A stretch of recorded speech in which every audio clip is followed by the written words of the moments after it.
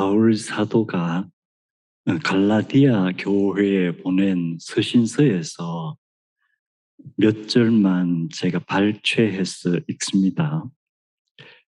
보십시오. 내가 여러분에게 직접 이렇게 큰 글자로 적습니다. 내게는 우리 주 예수 그리스도의 십자가 밖에는 아무것도 자랑할 것이 없습니다. 앞으로는 아무도 나를 괴롭히지 마십시오. 내 몸에는 예수의 흔적이 찍혀 있습니다.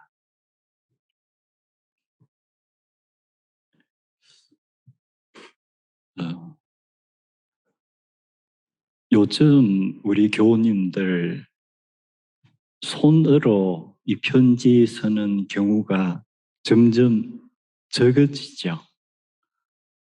거의 다 우리가 이제 키보드를 사용해서 이메일을 주로 주고받습니다.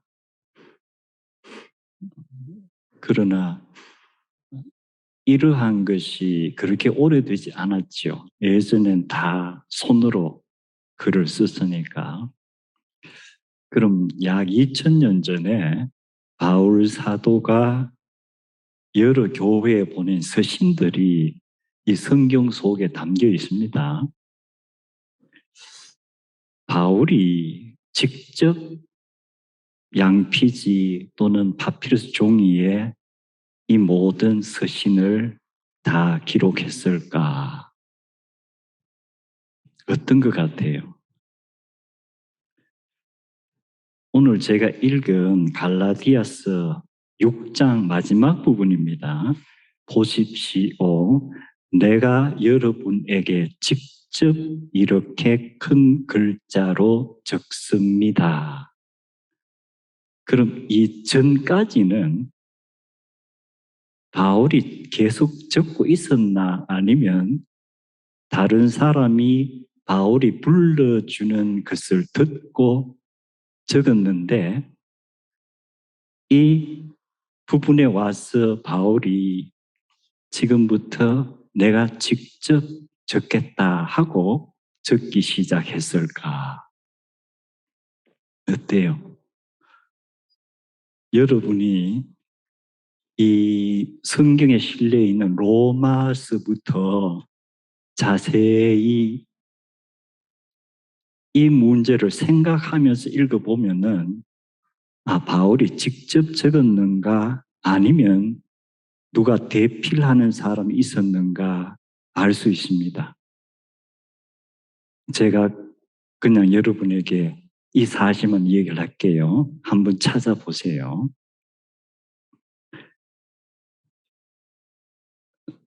경매장에 이따금씩 이름 있는 화가들의 그림이 얼마에 팔렸다 이런 소식들이 이따금씩 있죠. 제가 꽤 오래전에 읽었던 어떤 아티클에서 렘브란트라는 사람이 그린 어느 작품이 보통 경매장에서 수백만 불에 팔리고 있는데 예전에 한 200만 불 정도에 팔렸던 작품이 그 이후에 렘브란트가 직접 그린 것이 아니라는 것이 어떻게 전문가들에 의해서 드러난 거예요. 그러면 똑같은 그림이에요. 렘브란트가 그렸다고 사람들이 생각할 때의 경매 가격하고 이것은 렘브란트가 직접 그린 그림이 아니다 하는 것이 밝혀지고 난 후에 경매 가격이 어떨까요? 이 페인팅의 경우는 10분의 1로 경매 가격이 떨어졌어요.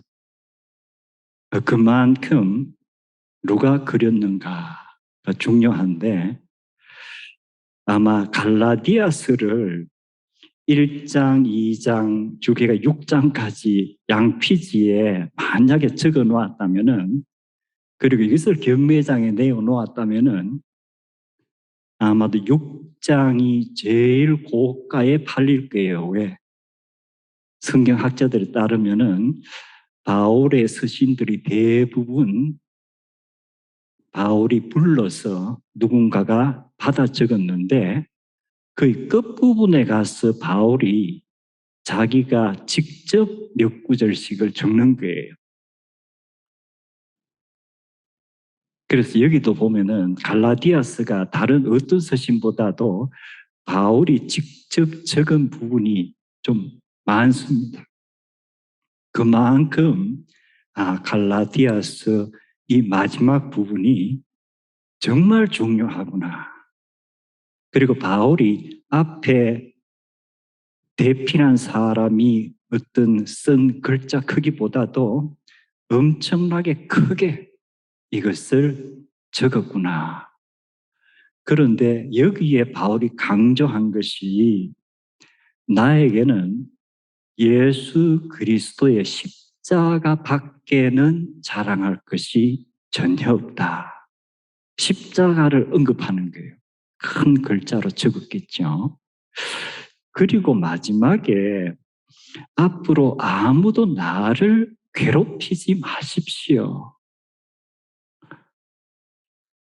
우리가 지금 바울 이렇게 하면은 기독교 역사상 가장 위대한 신학자잖아요. The greatest theologian in Christian history란 말이에요. 모든 사람이 존경을 해요. 그런데 갈라디아서를 쓰고 이 서신들을 쓰고 전도 여행을 다니고 교회를 개척할 이때도 바울이 가는 곳곳마다 이렇게 환영을 받고 존경을 받았을까? 그랬다면은 앞으로 아무도 나를 괴롭히지 말아 주십시오. 이런 말을 왜 하지요? 그만큼 바울이 가는 곳곳마다 바울이 전도하고 하는 내용에 대해서 계속 트집을 잡고 그게 아니야. 그리스도를 제대로 따르려면 이렇게 해야 돼 하는 사람들이 계속 있었던 거예요. 이것이 아마도 바울의 사역에서 가장 힘들었던 부분인 것 같습니다. 계속 발목을 잡는 거예요. 그래서 바울이 내 몸에 예수의 흔적이 있다. 영어 번에 보면은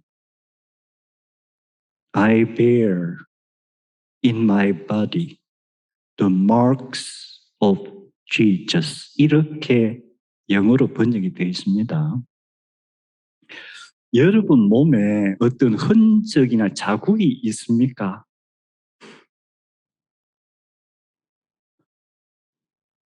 제 몸에는 있습니다. 아마 여러분도 있을 거예요. 제가 73년 11월에 대단히 큰 수술을 받았습니다.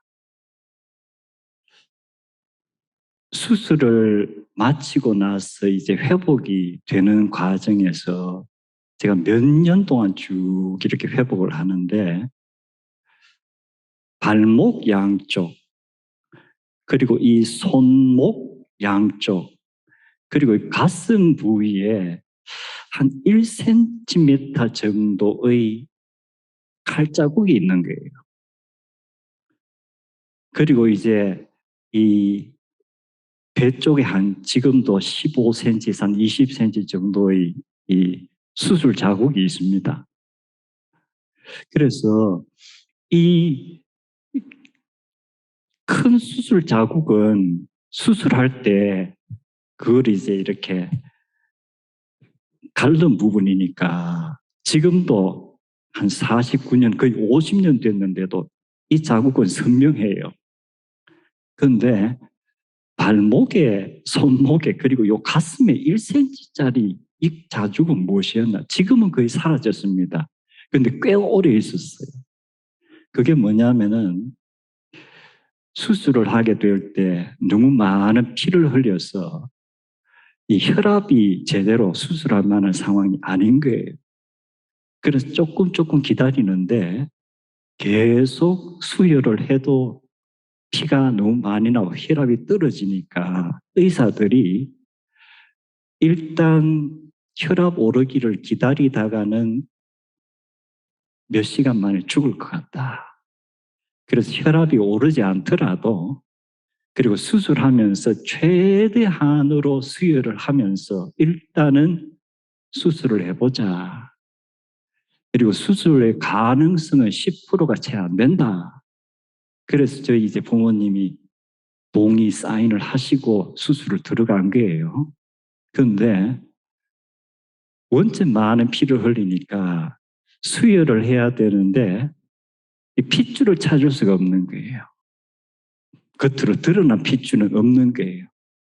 그래서 수술하면서 외과 의사들이 양쪽 발목에 이렇게 절제해가지고 그 안에 겉으로는 드러나지 않는 실핏줄 같은 데다가 이렇게 꽂아서 5병을 한꺼번에 수혈을 했다는 거예요.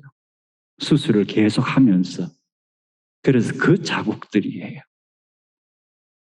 근데 바울이 얘기하는 내 몸에 흔적이 있다는 것하고 제 몸의 흔적은 다르죠. 바울은 예수의 흔적이라고 했습니다. 나는 어디 가서 예수의 흔적이라고 할 수는 없어요. 그냥 수술 자국이에요. 그렇다면은 바울이 얘기하는 내 몸에 예수의 흔적이 있다 했는데 이게 무언가?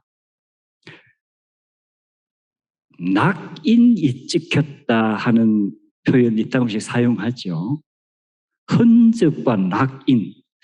낙인이라는 것은 우리가 조금 부정적으로 많이 사용됩니다. 어떤 낙인이 찍혔다. 그런데 낙인이라 하는 게 한자로 보면은 이 불의 지지를 낙이잖아요. 그리고 도장 찍을 인자인데 우리가 영화 같은 거 보면은 소 같은 걸 많이 기르는 텍사스라든가 이런 곳에서 카우보이들이 이따금씩 송아지 같은 것을 이렇게 잡아가지고 뉘어갖고 인두 같은 것을 엉덩이에 힘을 꼭 찢었죠. 그게 이제 어느 농장 소속의 송아지다 하는 것을 표현하는 게 그게 소위 말하는 낙인이에요. 그 브랜딩 아이언을 사용해서.